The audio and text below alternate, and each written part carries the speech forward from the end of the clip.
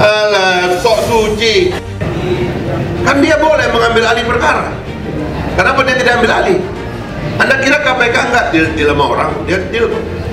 Kasus Senturi dihentikan di deal, kerugian 6,7 triliun. Reklamasi bisnis besar itu 500 triliun, dia hentikan kok. Mana orang yang namanya Suni Tanureja itu? Perantara antara Ahok dengan pengusaha besar. Kenapa hilang? Masa korupsi 500 triliun tersangkanya cuma satu politisi Gerindra sama satu direksi, yang lain bebas semua, yang udah dicekal dibebaskan lagi. Anda kira KPK melekat nggak main-main proyek gitu, ada calonnya lebih gila lagi. Udahlah, di mana institusi tertutup, di situ ada calo. Power tends to corrupt, absolute power corrupt absolutely.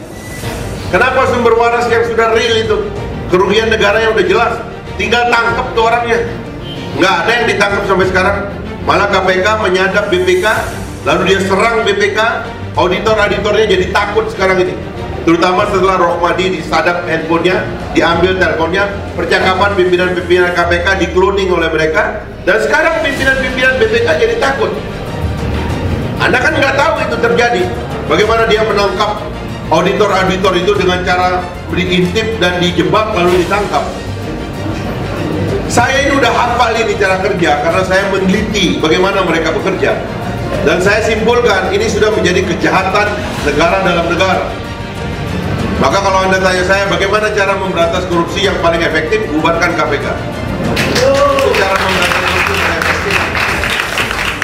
Tapi ngomong kosong nih. Kalau Anda biarkan polisi yang memberantas korupsi, menegakkan hukum, jaksa begitu, Anda bisa kontrol tiap hari. Mereka bisa datang ke DPR, ada ada komisi kepolisian. Itu lembaga yang kita buat dengan undang-undang untuk mengawasi kepolisian. Ada komisi kejaksaan.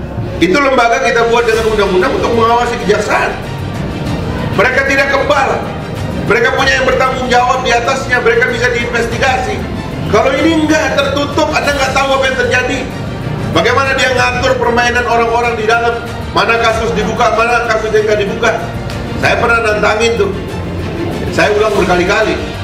Dalam kasus tertangkapnya Dirjen Hubla Antonius, katanya OTT terbesar sepanjang sejarah KPK. Uang yang diambil malam itu 20 miliar. Kenapa orangnya dituntut cuma 4 tahun? LHI nggak keterima uang, dituntutnya 18 tahun. Dan saya nanya, kenapa Yonan diperiksa diam-diam dan nggak ada beritanya? Coba tulis, coba. Besok nggak ada itu. Mereka takut. Saya tahu ini main belakangnya ini.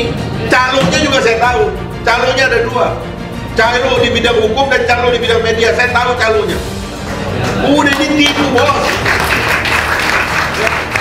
Aku ini orang laut, ya, rakyat biasa, tapi banyak akal kita karena kita di nelayan, bergelombang hidup kita. Jangan kau tipu-tipu. Ini tipu, bos, tipu. Coba kalau mereka berani, biar saya bongkar semuanya di pengadilan. Kenapa mereka takut dengan pansus angket? Karena kita sedang mau melakukan investigasi terbuka ke dalam.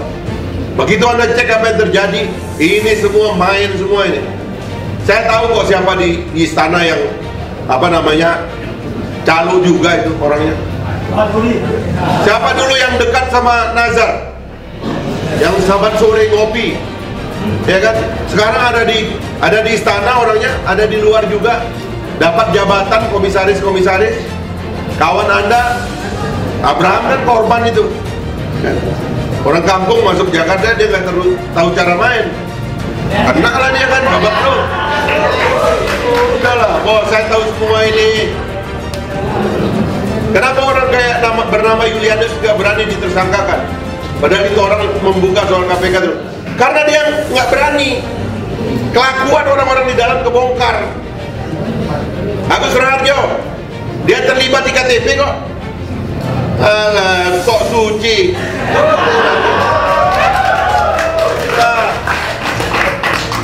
Saya nggak suka betul nih penjahat-penjahat kayak malaikat nih. Gorok dulu ntar. Jadi nggak boleh begitu. Saya Saya menggunakan hak saya berbicara seperti ini, saya bebas, karena saya juga punya faktanya. Dan saya capek melihat bangsa ini ditipu. Itu aja kok. Anda nggak lihat Anda ditipu, makanya fly kita udah kayak muji-muji mereka. Padahal saya tahu ini kita lagi ditipu kok. Ini penipu semua kok. Ya kan? Pemain-pemainnya saya tahu. Itu aja jawab. BLBI, wah mondar-mandir mereka bohong. Nggak ada itu BLBI, berani dia. Nggak ada. Jadi saya tahu kenapa kasus ini diangkat. Ini tujuannya untuk siapa? Ini lempar bola kemana? Nazar suruh ngomong apa? Itu Setia Novanto saban hari dipanggil tuh ke atas KPK itu sekarang tuh. Diajak nego. Salah satunya suruh nyebut nama saya. Sebut aja kalau berani. Saya kirim jin nanti.